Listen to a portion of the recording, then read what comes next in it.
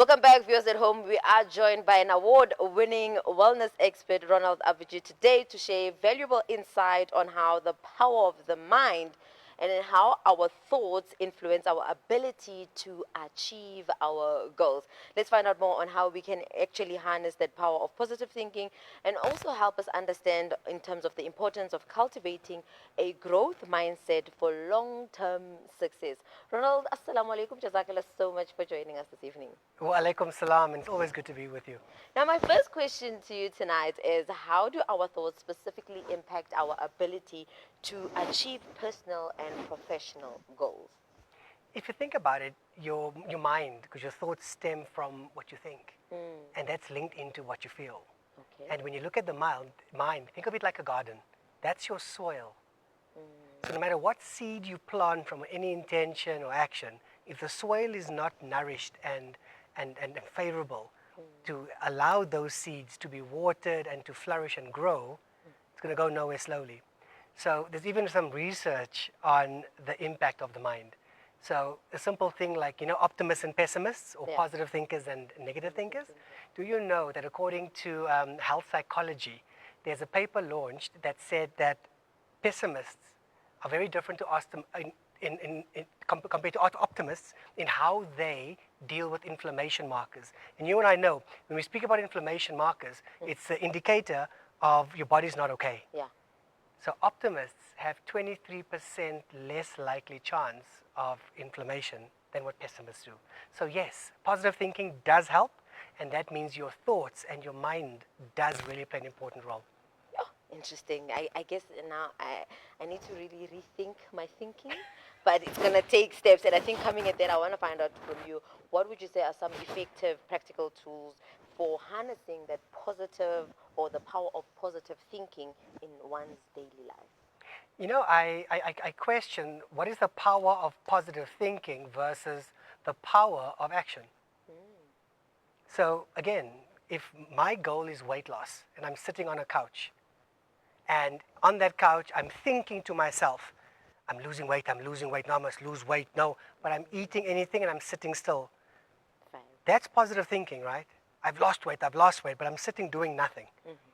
You are not going to lose that weight. You need to take it from thinking only, which primes you, and change the thinking and positive thoughts into reframing it proactively, and then shift it into micro actions. Because the micro actions is where the impact happens in our physiology, and that impacts our biochemistry, which is the hormones and the neurochemicals that impact our thinking, our feelings, and that helps create that fertile swell that I spoke about earlier. And with that being said, how does the negative or that pessimist now turn their negative thinking to something more positive? And I think this brings me back to what I shared whilst I was with Aisha, to say life does throw us some hard curveballs, right?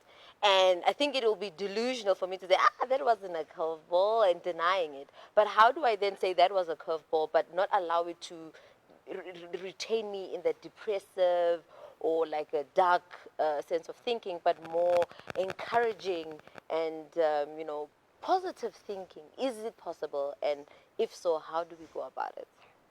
When we look at positive and negative, it gives us two ends of a spectrum. And more often of what we might need is the ability to embrace where we are and what we're dealing with. Because when you're dealing with a curveball in life, we start off by saying, it's everyone else, it's their fault. No, this happened because of this, load shedding, this, that, the other. All of the extrinsic or external variables. And we forget about the internal variable, which is what happens within yourself. Maybe it was my fault. Maybe I wasn't prepared. Maybe I should have this hard conversation by looking to the mirror and owning it. And it's okay to sit in sadness for short periods of time. It's okay to sit in frustration and anger. But to dwell there, well, that's a very different discussion. And we know there are clinical causes for mental health vulnerabilities like depression, anxiety, etc. But the opportunity exists to reframe that. And as we reframe it, it's not positive or negative, it's just changing the question. It wasn't my fault, it was theirs. Why is everyone looking at me? Versus, hey, it happened, and what could I have looked at or done differently? Maybe I shouldn't be on my phone when I was driving. I could have avoided a bumper bashing. Those kinds of things is what we look at. So reframing becomes a tool that we often neglect, which allows us not to sit on either end of positive or negative, because that becomes extremely pressure orientated. That, okay, I'm either this or I'm this, but actually you're sitting in this liminal space between the two. And the liminal space is, if we massage that space with reframing, it gives us the opportunity to accept, embrace internally, and then action externally.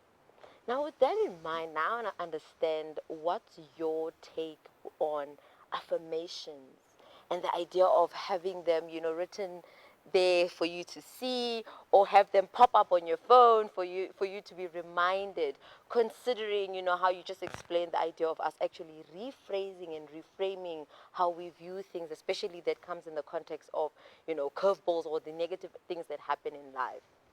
For me, nudges are important. Okay. And nudges in different ways and means.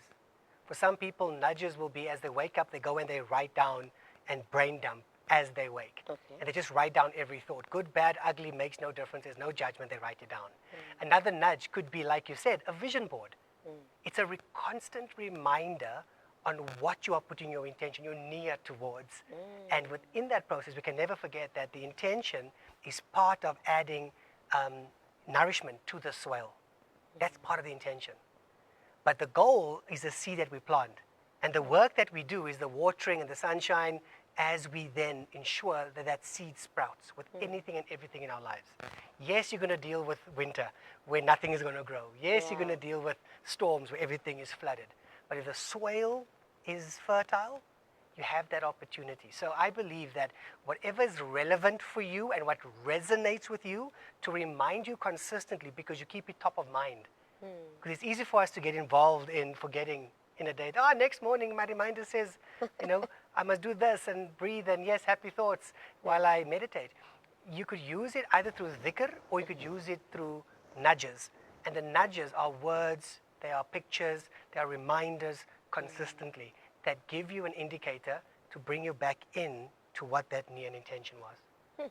And I think now this makes me think, because now when I'm thinking positive mindset, I'm thinking of things that are actually thrown by, the external forces to say, to be positive, affirmations, da-da-da-da, and everything that exists.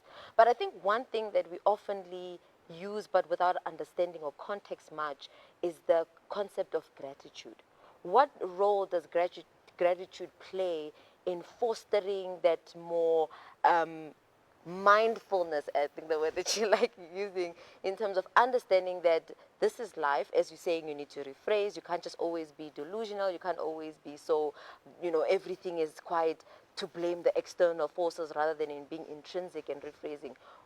What's your take on that? And how would you best, extend the understanding on how gratitude works and its impacts?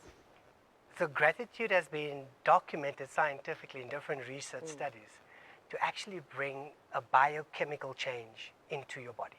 Biochemical, remember, hormone release, dopamine, serotonin, oxytocin, and without it, often it links into increased levels of cortisol, which is a stress hormone indicator.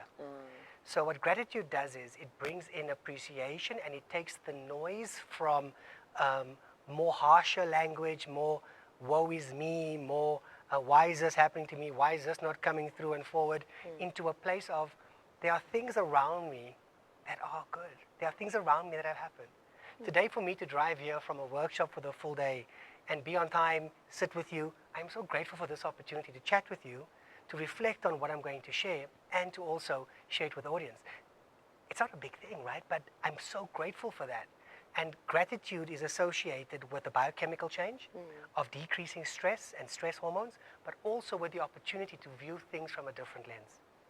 To view things from a lens of not immediate gratification or immediacy or entitlement, is to view things from, hey, how do I micro-stab? These are small. I woke up this morning and I could breathe, I could smile.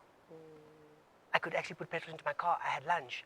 Small things that we be grateful for, and how do we then stack that gratitude? And the way that we do it is the 3-to-1 ratio on gratitude. So every night before you go to bed, give this a try. It's almost a brain dump.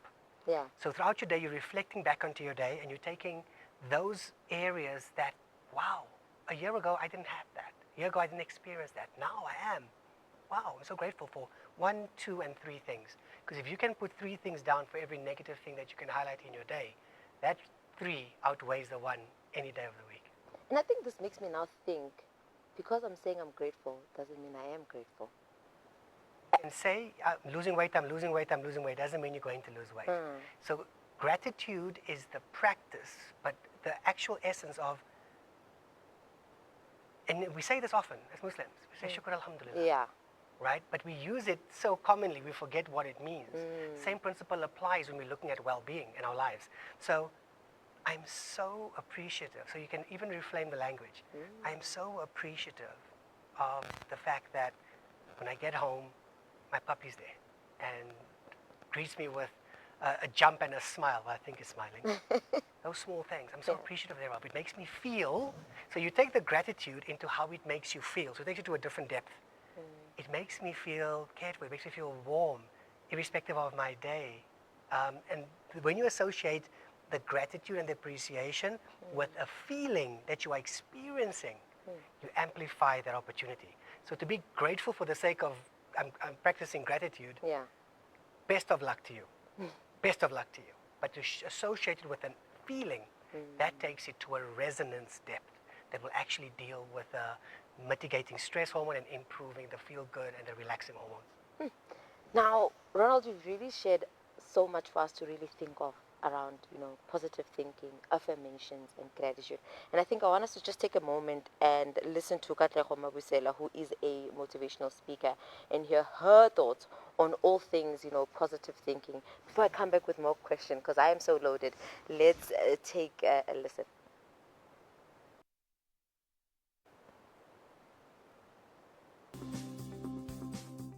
I always say to people that guard the mind, it's the most important asset you'll ever have. And I'm sure you might have heard it from other people as well, but that stands so, so true. There was a stage for about a year and 7 months of my life that I lived on the streets of Joburg. I'd gone into entrepreneurship.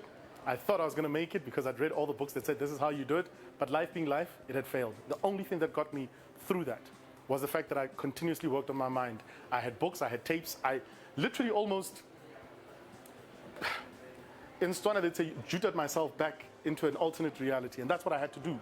Because my physical reality was a completely different situation, but I had to keep the dream alive in here. And once I did that, I started to see that manifest in the real world.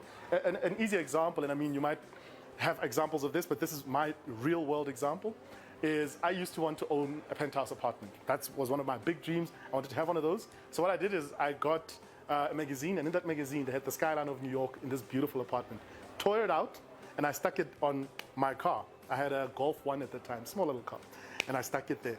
And day in, day out, I'd look at it, and every time I had somebody in my car, I'd take it off because I was too embarrassed. But I kept it there. But the idea was that I was booby-trapping my mind for success. In case I'd get down on myself, in case I'd feel like it's too far, I'd always have that to reference. Can I tell you, after that year and 7 months, after about a year and a half of that, I eventually owned one of those in the middle of the CBD of Johannesburg. And I couldn't believe it. I walked up, the real estate agent showed me the place, opened the door, and I was like, there's no way that this is possible.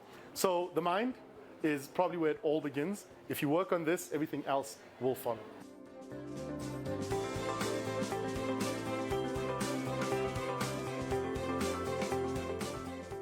I'm loving this because I want us to just probe a bit about something he said, and living in a world of gratification, instant gratification. Some things that we want, I think when we sit down and think about, or some things that we define as success, when we sit down and think about, it's not really a success for Maimuna, but it's a success for probably Ronald or Katlego in that instance. And I think this brings me to ask, and I hope you asked your questions, because now this would be a chance for me to ask questions if you wanted to ask. But anyways, I want to find out from you, Ronald, in terms of how would you define a growth mindset, and most importantly, why is it so crucial for long-term success? So let me give you the analogies, because often we don't define what it is. So in essence, people speak about a fixed mindset and a growth mindset. But there's a third one, which I'll share with you quickly. A fixed mindset, and here's a story. If I grow up in my house and eggs are only done for breakfast, and that's what I grew up with, and that's what it's for. Eggs are for breakfast. But then as I grow up, I mean, that's what I get used to. It's what I understood. It's what was entrenched in me. But now I go to my Asian friend's house for dinner, and they're having noodles, rice, egg. No. It can only be for breakfast. Yeah. So a fixed mindset is that that's the way it is because that's the way I've always learned it to be. And in business, they often use the phrase, ah, that's how industry does it. That's how we've always done it. Yeah. Doesn't mean it's the right way, right? Then you look at a growth mindset. A growth mindset allows you to say, whoa, okay, I grew up thinking this, but you using it in this. Let me give it a try. Let me see how it goes. You're open to understanding someone else's perspective. Okay. And you're allowing yourself to be open to that, to either take the positive out of it or learn from it and say, I don't like that behavior. I don't like those things. I'll leave it there. But I embraced it with no judgment. The third tier that John Sane speaks to is the adaptability mindset. Oh, okay. So besides just growth, how are our actions associated with adapting to the ever-evolving movement of things that are changing all the time? And if you think about it, when load shedding started, everyone was fixed. How could they? This one, that one, problems, no power, government, this, that, the other, right? Then eventually, everyone just grew and said, well, okay, it's going to happen. We can't change it. What do we do? Then they shifted to the adaptability. One is notifications came through. You either got generation power, solar, or you went to a place that had power. Yeah. Now it's happening with water. So how adaptable is our mindset? Because with the speed of change, growth and adaptability go hand in hand. Okay. So I believe ultimately that growth mindset is a precursor, but hand in hand with adaptability. It's like if you want to lose weight, it's nutrition and exercise that allow you to step beyond the limitations of what you think is absolutely fixed with your view and your perception.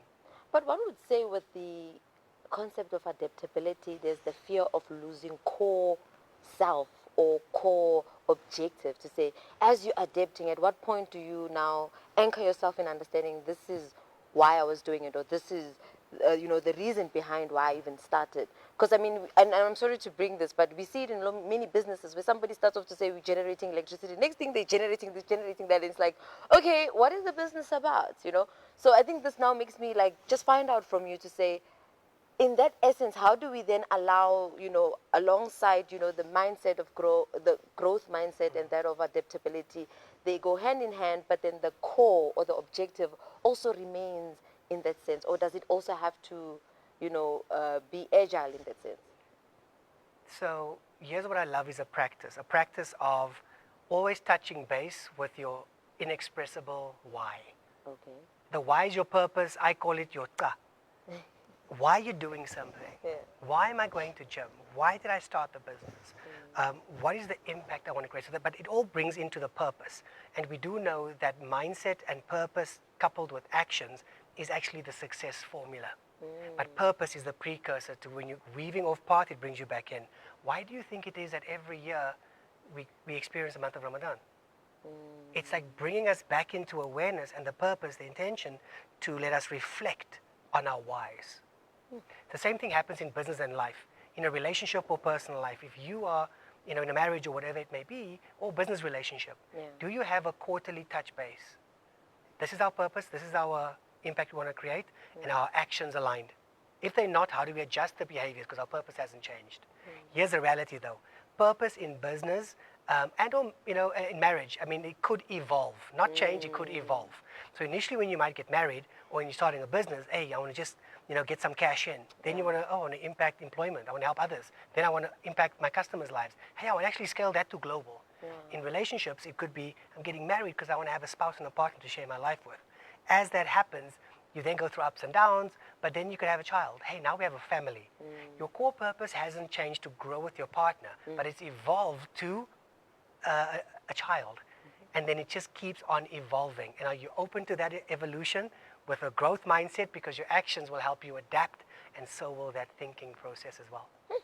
I love how you actually made us see it in that sense. And I think without asking for too much or like running the risk of repeating myself, if you can share with us a formula or practical steps that we can, implement in our lives. Does it start with introspection? Does it start with those affirmations? How do we start growing that, growth mindset alongside the adaptability that is more cognizant to being grateful, affirming to one's, whatever affirmations you're assigned to? How do we get started, basically? So when you go to a doctor, Yeah. you could walk in and say, doctor, I've got the symptoms. This is what the internet told me, and AI. And the doctor will look at you and say, fantastic, please go for these blood tests. Go for that x-ray and then come back. So they need to get the information to do a diagnosis. As we grow up, here's the reality. We are pigeonholed with our thinking as we grow. I grew up Christian. I went to a Catholic school. I grew up understanding and going to church on Sundays and grew up with the Bible, and that's how I grew up. Yeah. I didn't smoke or drink when I was younger because I was always sporty. So as that happened, I started asking questions as I got older. And in asking those questions, I was reflecting on self and had hard conversations with myself. And in that process, 23, embraced Islam. I had to go through that journey of accepting that perhaps what I grew up thinking pigeonholed my approaches, my thoughts, and my actions. Because growing up, what did I grow up having to be? A doctor, a lawyer, an accountant. Yeah. That's what I got taught or entrenched in me. To be successful, that's what it means. So when I look at that, the same principle applies to the starting point. The starting point is digging in deep in quiet moments, because the loudest conversation is between our own ears, our own thoughts. And really do the work on yourself and either get a coach. I mean, that's what we do, and we help people on that journey to identify what is the root cause of these behaviors, thoughts, and actions that you just don't feel connected with currently, and then address those entrenched beliefs and actually let you do the work. Does this serve you or does this not serve you? What is your ta and what do you want to achieve? And that is your starting point, the diagnostic. Once you have the diagnostic, you then shift into understanding what do you need to do. You might need to work on labeling emotions. I needed to do that. I always said emotions are a pain in my gluteus maximus until I went on a journey with my team and got a coach involved to help me identify and to label them on the feelings wheel. From labeling the emotions and the feelings, I would then associate with how does this resonate within my physiology and my body? Then how does this impact how I react? Am I listening or am I just hearing? How do I digest and approach things?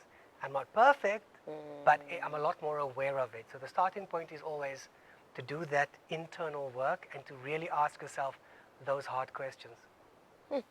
And with that being said, I would like for you to, I'm going to ask a very loaded question because unfortunately we have run out of time, but this has been quite helpful.